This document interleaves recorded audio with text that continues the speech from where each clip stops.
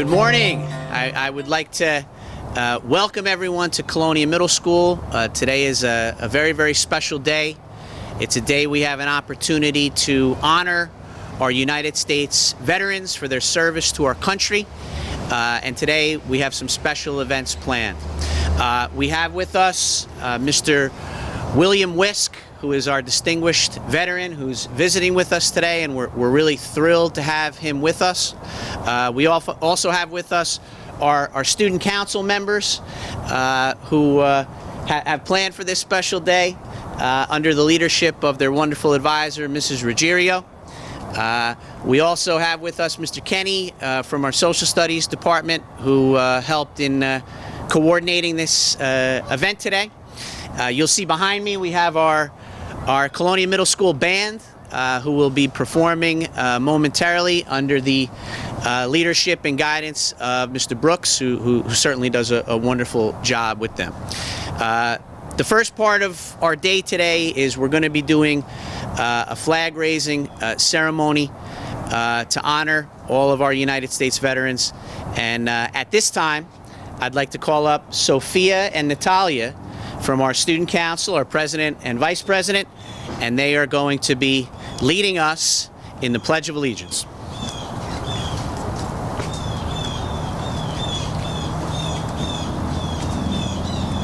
Pledge allegiance to the flag of the United States of America and to the republic for which it stands, one nation, under God, indivisible, with liberty and justice for all. Thank you. Mr. Brooks is now going to lead our Colonia Middle School band in the playing of our national anthem.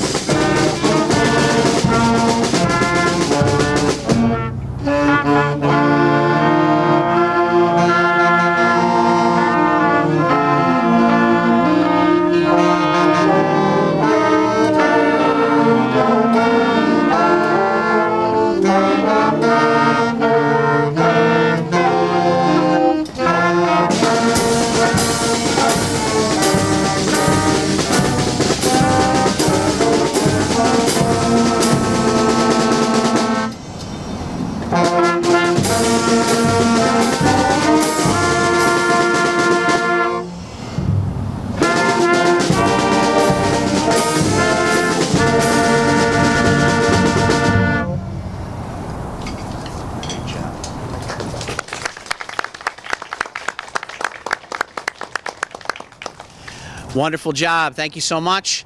At this time, I'd like to bring Mr. William Wisk up, who's going to lead us in our flag-raising ceremony. Thank you all for coming out for today. This is a day we got to remember about our veterans. If you know a veteran at home, your neighbor or whatever, just if you see him, just shake his hand and tell him thank you. So let's start. Now I'm going to raise this flag, and the procedure of raising a flag is I call attention. You stand at attention while the flag goes up. Are we ready? Attention. Hut.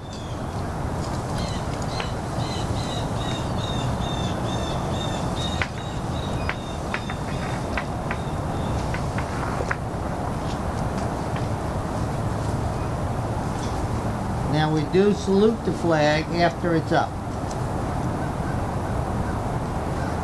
After it's locked up. Hedge hut. 2. All right. Can I say a few words? too? Absolutely. Actually, it's really a pleasure to come out and see the young people of America.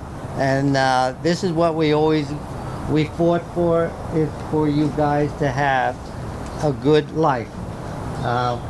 Sure, we went through heck to get here, but we're here and enjoy every moment of it while you're here. So other than that, it's great to see a lot of smiley faces in the morning too. Wow, that's great. And I saw how you all came in today. Hustling and the bustling, that was wonderful. So I want to thank you for having me here. I'll be around in the cafeteria to talk a little bit about my experience in the service, because I did serve in Vietnam. It was one of the wars that America fought. So I survived, and I'm here to talk about it. So thank you all for coming out today, and this is a fantastic turnout. Thank you. The band did a marvelous job, simply marvelous.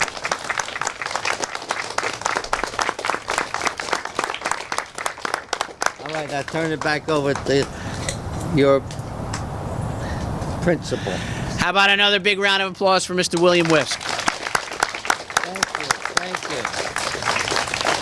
At this time, we're all going to be moving down to the cafeteria to meet with Mr. Whisk, and appreciate all your efforts. Thank you so much. Good morning, everyone. Thank you for doing a wonderful job outside for that flag-raising ceremony. It was very, very, very special here. At this time, I would like to call up Mr. Kenny, who has a special presentation for Mr. Whisk.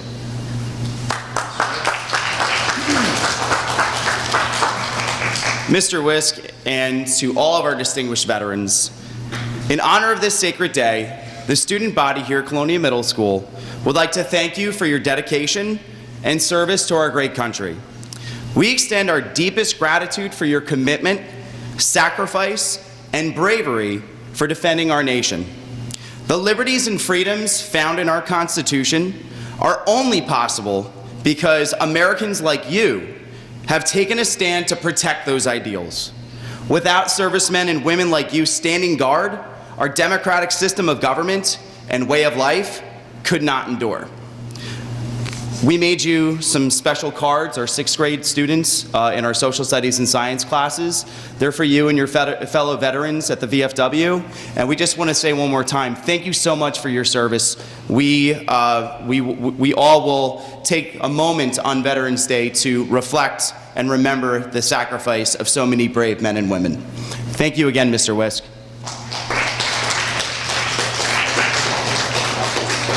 All right. Thank you so much. Actually, you don't have to wait for Veterans Day to thank a veteran. Just if you know one, you see one, just thank them. Anyway, these cards and things will go to my VFW post, and also I visit the Veterans Hospitals, the three here, right here in New Jersey. We have the Lions, East Orange, and Menlo Park. And when I give these cards out to the soldiers there at the hospitals, they really appreciate it. They feel that they haven't been forgotten. So thank you so much for this. And it gives me great pleasure just to come here and see you young faces. I like it. So thank you. I will take these right to the hospitals after I show them at my VFW post.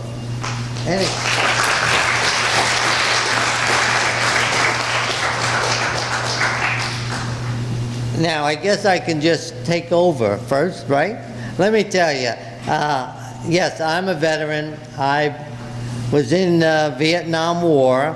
I was there in 66, 67. So I spent 1 year there. Well, that's what it used to be. 1 year in combat, and then you came home. But now, today, we don't have a lot of...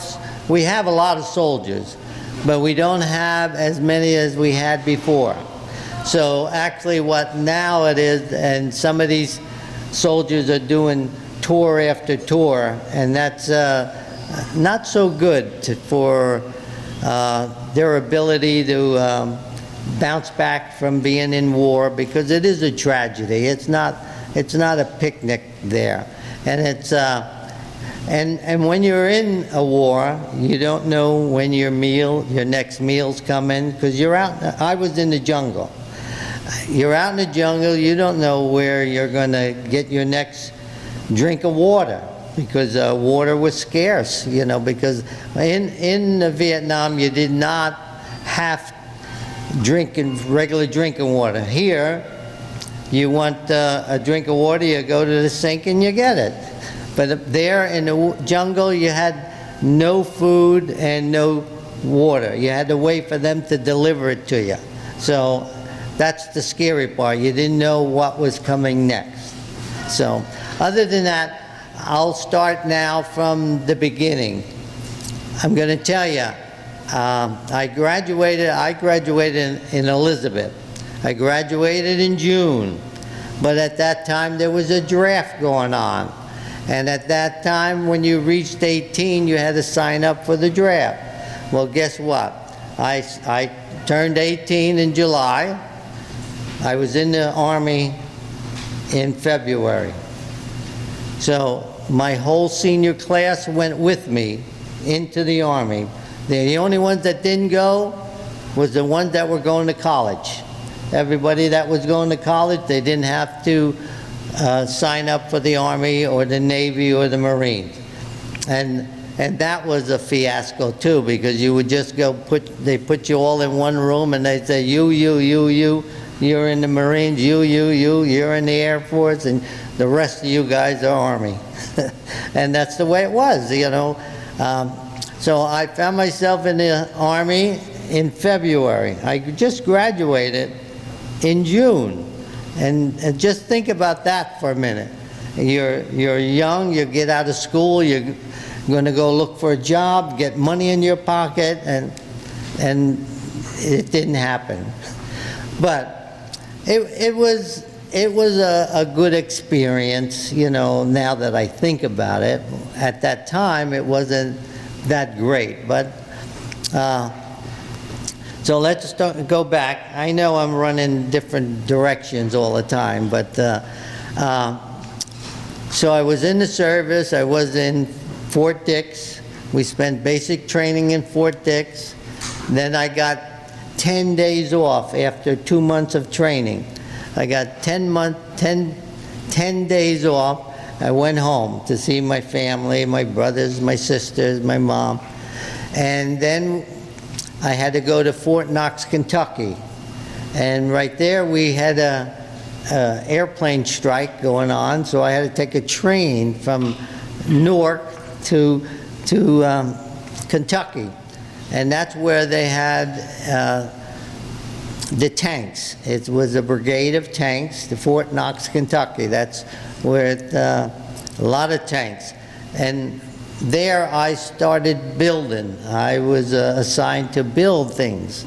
So, because they knew I was a carpenter, and you know, because I graduated from a wood shop. So I started building silhouettes for the tanks to blow them up, for them practicing. And then I went on from there. I came home for another 10 days, and then I had to report to California. So we flew from Newark to California. I was only there for 2 days, and then we flew from there. I got all my equipment in California. Everything you owned, you carried wherever you went. So from California, we went to Hawaii, but I was only in Hawaii for 10 hours. So I was saying, oh good, we're going to Hawaii. Yeah, that's supposed to be nice over there. Well, that only lasted 10 hours, and then they put us on a flight for 22 hours into Vietnam. And when now remember, you're carrying all your equipment. It's a duffel bag that stands about this high and it weighs about 35 pounds. You didn't have weapons or nothing yet, but we got in Saigon. We landed in Saigon. The plane never shut its engines off. They just told us, when we land and the doors open, grab your stuff and you have to run to the hangar. And they had a hangar close. I didn't even see it until I got off the plane. What I saw was Jeeps lined up for a path for us to run off the plane and to get into this hangar. They had Jeeps on each side with machine guns, with people manning those machine guns. And in the distance, because it was dark when we landed, you can see the bright lights from explosions from here and there. It sounded like thunder, but it wasn't raining. And the big lights in the sky. So naturally, we got off that plane. We were scared. So we ran to the building like they told us. And that's where we got our weapons and everything. And then they started splitting us up. Then from there, we got to different parts of Vietnam. At first, I went to Cam Ranh Bay. That was like a seaport where they had me unload cargo ships. And that was in the China Sea. The thing about, I remember there very well, the China Sea water was so crystal clear, you can actually look down and you could see fish swimming. And this was off a ship. So, you know, the ship, you know, that's 50, 60 feet down, and you could see the fish. But I really liked that. But then I got shipped to An Khê. I was assigned to a medevac helicopter. We all had helicopters there. I didn't drive them, naturally. But so medevac I was a standby door gunner when I first got there. I had to man a 50 caliber machine gun. The gun was heavier than me because I was only 100 pounds then. So actually I was assigned to the gun, so when the helicopters went in to pick up wounded, I had to spray the area to keep the enemy's heads down so the helicopters could get in and pick up any wounded or retrieve the people coming off. So that was my job, but that only lasted a couple of weeks. Then they found out that I could build things. So then I went to 15 Admin Company. And from there, this is the 1st Air Cavalry Division. This is the first time we used helicopters in war. We had them in Korea, but we didn't use them like they used them in Vietnam. We used them as transportation, and we used them to supply the troops in the front. So then they got me to build things. But when I first got there, we slept on the ground.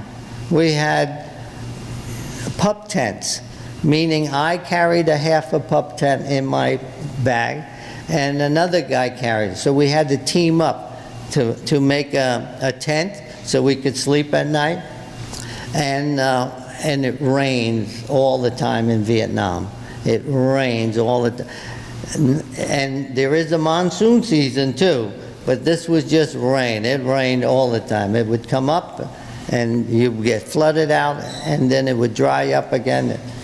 The ground was so wet that if you dug 2 feet down, no matter where, on the side of a hill or anything, and you hit water. There was so much, the ground was so saturated with water. That's what it was. So you really couldn't have, we had tanks, but they couldn't move because they sunk into the ground. So the artillery did a lot. So then they gave me, so like I said, we put the tents up, but I got tired of being wet all the time. You're trying to sleep and the rain comes and you get washed right out of the ground. So we had 105 Hollisters behind us where they would shoot all night long. These are weapons that they shoot. They shoot a projectile. It's about 2 feet long, and it weighs about 8 pounds. But it's a weapon. It's artillery.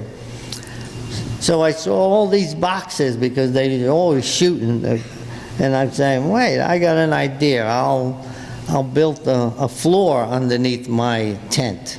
and it was only to raise it up 4 inches. So I built the floor, and me and my buddy, we had it good. We didn't get up every night being wet. But we always had inspections. No matter where we were, we had inspections. Because, you know, you're in the jungle, you don't have a lot of areas to wash up with, or brush your teeth and stuff. So we had to do, everything was shipped into us. So we had an inspection, and the colonel come in, and naturally we all had to line up. We all had to look neat, even though we're in the jungle. And he come across where we had our pup tent, because we were going to stay there for like 3 days. And so he saw that, and he said, and listen, when you're in the Army owns everything. You don't own nothing. You're just there. The Army owns everything. So I saw these boxes now. I know that's Army issue. So I took it and I made a floor in my tent. So I was sleeping better. And that colonel that came by, he says, "Who did that?" And you know, naturally I had to tell him I did. And he said, and I wanted to tell him why, and he said, "I don't want to hear it." So he told me, he said, "That's a good idea. Make one for everybody here." So that's what started it. So they knew I could start building things, and then we wanted to get the troops off the ground altogether. So then we started making bigger platforms and bigger platforms, and that's and then I stayed at 15 Admin Company. I was supposed to go to engineering to build bridges, because over there they blew up all the bridges, and we had to keep rebuilding them, and they would blow them up and we would rebuild them.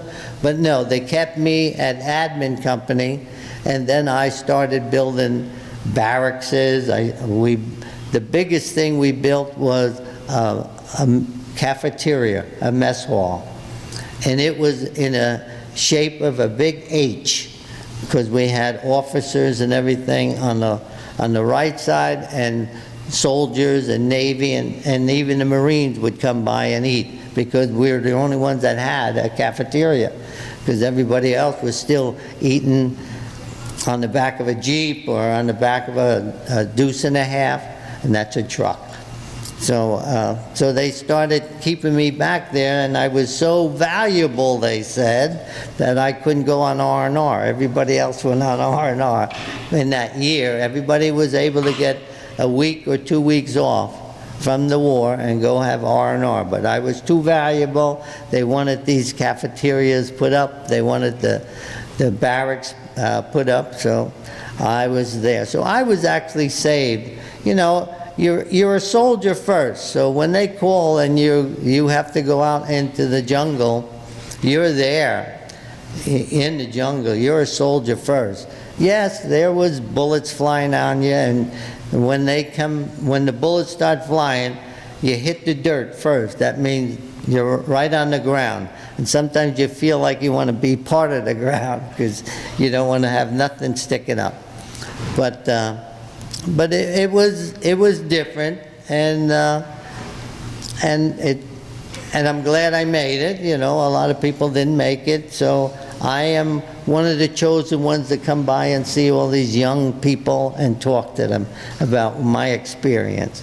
So anyway, we got a lot of helicopters now, and we started out with just helicopters. Then we had guns a go-go, where they put these helicopters in there, and they have 50 caliber machine guns out the front and the sides. They have rocket launchers off them, and they can do some really damage. And so anyway, but there's a lot of talk about Agent Orange there, because that was to burn down the jungle so we could get in there and walk through and find the enemy, and you know. So but I'm glad to be here to talk to you. This is fantastic. I'm hoping you've got some questions for me. I'm willing to talk. Yes? How did your parents Say that again? How did your parents feel when you found All out? right, my parents, the question was, how did my parents feel when I had to go in the Army? Well, listen, there's 7 boys in my family, and 5 of us went through the service. So, but they joined. I was the only one that was drafted. They went through the service, and they're all older than me. I was one of the youngest ones. And I was the only one drafted out of all of them. They didn't like it because they said I was too young to go. But like I told you, you know, when you're 18, you're considered an adult. So, but they didn't like it. I didn't like it either. But I made it, and I'm here. Any more? You're going to have to speak up. Did you get hurt while you were in Vietnam? No, I never got hurt when I did get hurt, but that was only hit my finger with a hammer or having a board fall down. No, I didn't get it. Yeah.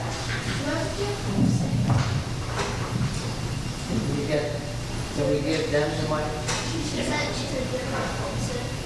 Did I ever get homesick? All the time. All the time. You think you're real busy there, but you get homesick. You get homesick, and sometimes if you're only away 2 days, you get homesick. All right. Here. Wait, we'll get back to you. If you have 4 years in college and you don't go to the Army, when you get out of college, do you still have to go to the Army? No. Actually, I'm not sure about that, but the question was you weren't drafted. If you wanted to go into the service, you join up. Because right now we have all volunteer service right now. There's no draft going on right now. If you want to go into service, you have to join to go into service. All right, there's a couple back there.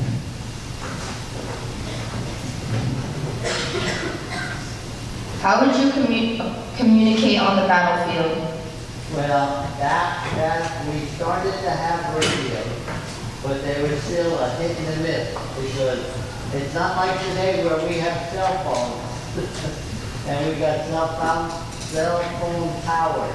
But no, it was more or less you had to send a runner, more or less a runner. You know, you pick somebody out of your platoon, and you know there's somebody on another group of us on the other hill or in the gully, then that would and that's how we would communicate. We would have runners, just like in the movies.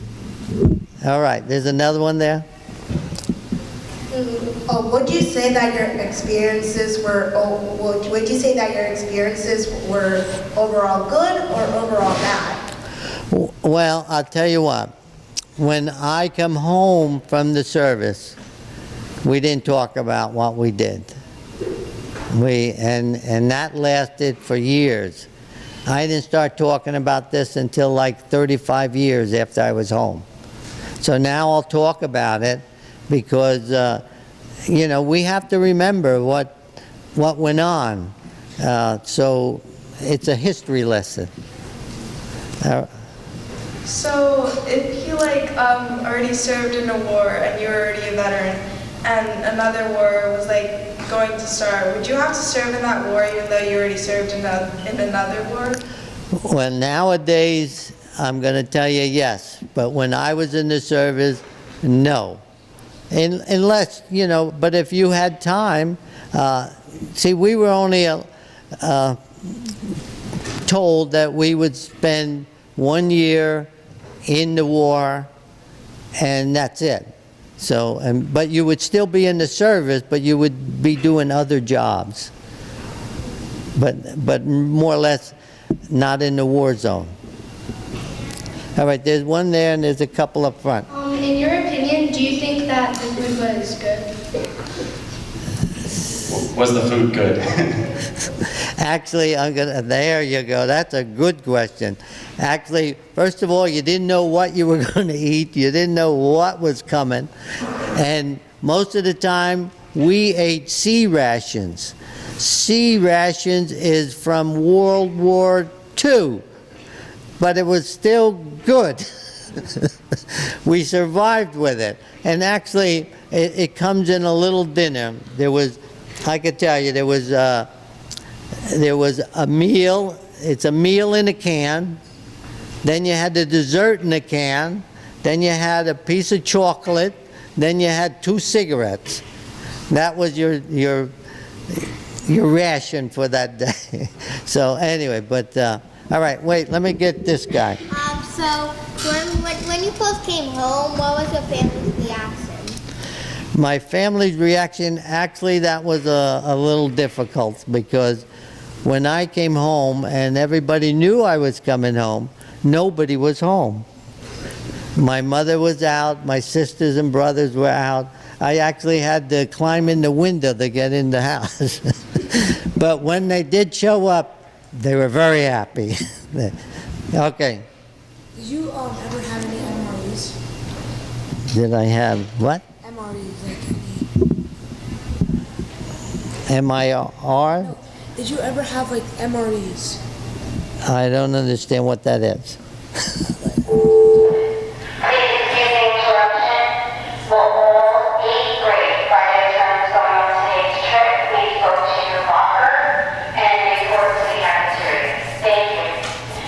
What's the question? I said, did you have any MREs? The meals ready to eat. I think that's what Mr. Wisk was talking about, the C rations. Like, they were just, you didn't have to like cook them or anything, right? Oh, You just no. opened up a can and you ate them. Yes, the C rations, yeah, you just open up the can and ate them.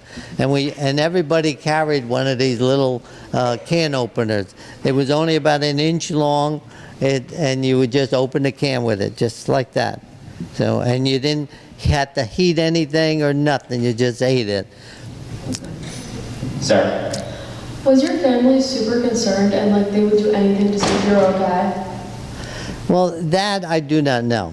I know they felt for me, and they were happy when I come home. They really didn't appreciate the letters that I was writing, but they knew I was still around, so that was a good thing. Anything else? Any other questions?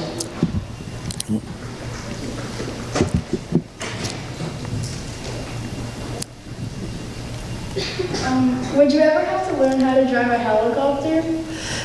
No, I didn't have to learn how to drive it. We had other people that drove them. I flew in a lot of them, Do you know when we were first there, because I was really more or less the first ones there, because this war didn't start until 65, and I was there the following year.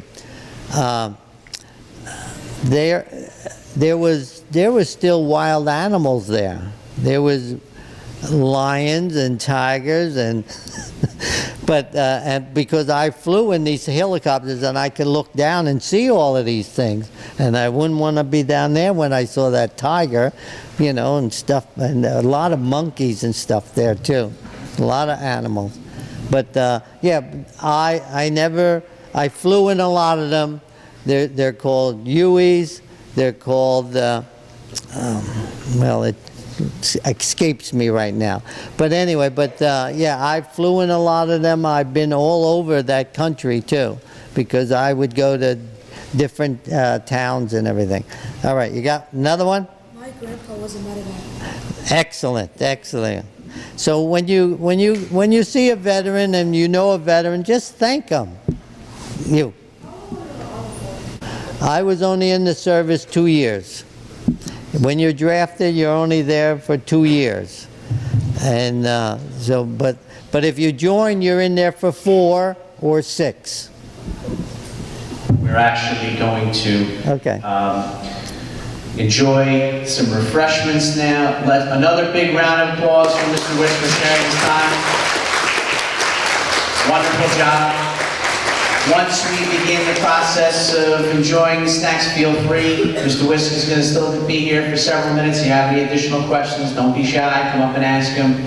But I just want to, on behalf of Colonia Middle School, express our appreciation for you being here today and making this such a special day. Another big round of applause. Thank you so much.